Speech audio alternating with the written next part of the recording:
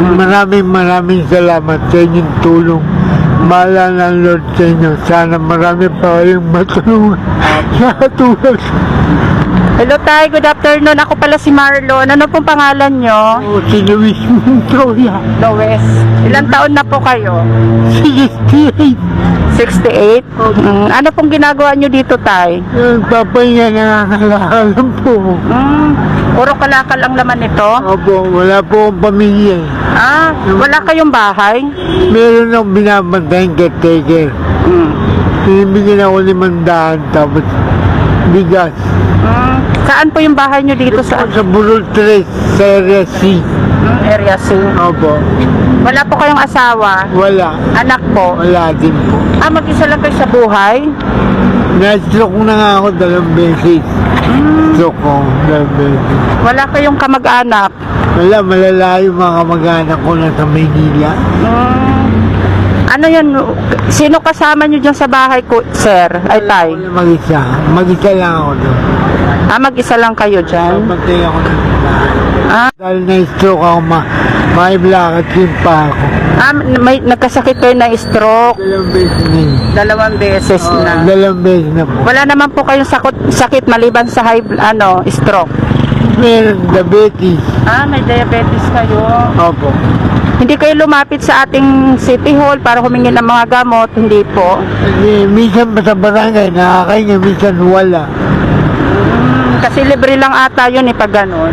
Binibigyan lang ako ang Lodipin, tsaka yung Lasatan.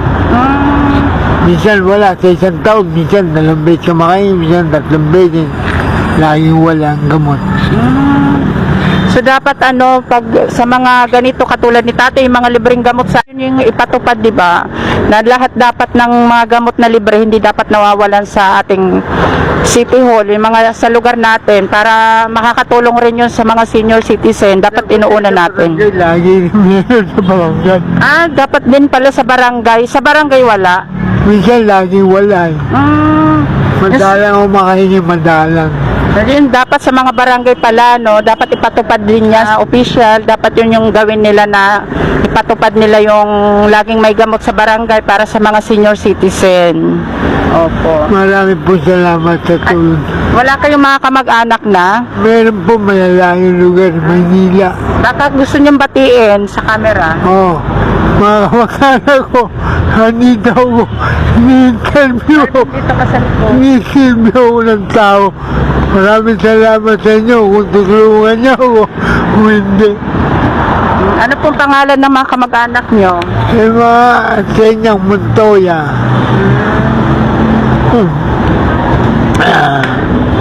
So sana po sa mga nakakakilala kay tatay, sa mga kamag-anak niya, sana po matulungan din natin si tatay. Kasi mag-isa na lang din siya sa buhay, wala siyang anak. So wala siyang kasama sa bahay kundi siya lang. So ang ginagawa niyang trabaho is nagtutulak ng kariton para sa mga kalakal para ma-exercise siya kasi na-stroke si tatay. So yun. Para rin meron ako ma-maintenance na gamot sa pagkain. Pambayad ng kuryente minsan. Nagbabayad din po kasi ang kuryente. Nagbabayad din kayo. Hindi po libre sa yon, sa may-ari. Tubig sa kuryente binang. Ganun po. So yun, para may pambayad din pala si tatay kaya siya nangangalakal. Yun po. So, ngayon, bibigyan natin si tatay ng konting tulong na makakatulong din naman kay tatay yung kahit paano. Maraming salamat sa inyong tulong. Mahala ng Lord sa inyo. Sana marami pa kayong matulungan. Nakatulog. So, natapayak na si tatay. So, talagang nakakaawa talaga yung mga kababayan natin na ganito, na walang pamilya. Diba? So kukunin ko lang tayong grocery ha. Tsaka magbibigay din ako ng konting cash. Pero makakatulong din po yun sa inyo. Wait lang po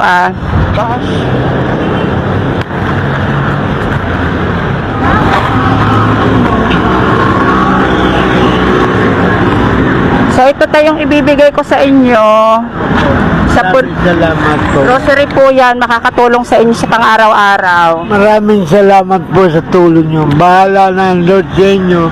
Sana marami pa kayong matulungan sa katulad nyo. Saka bibigyan din po kita ng cash, tay. Salamat na marami pambilibiyan. Salamat po. po. Ingat kayo.